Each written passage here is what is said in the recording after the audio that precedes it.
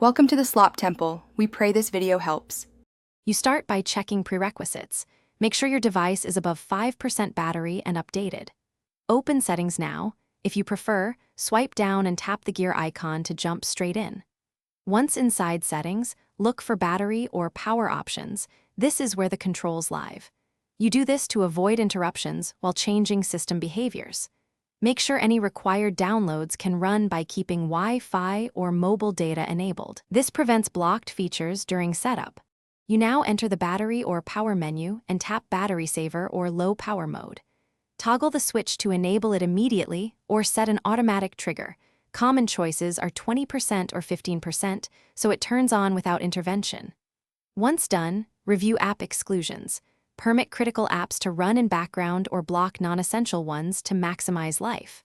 Also make sure location, sync, and display timeout settings align with your battery goals so savings are meaningful.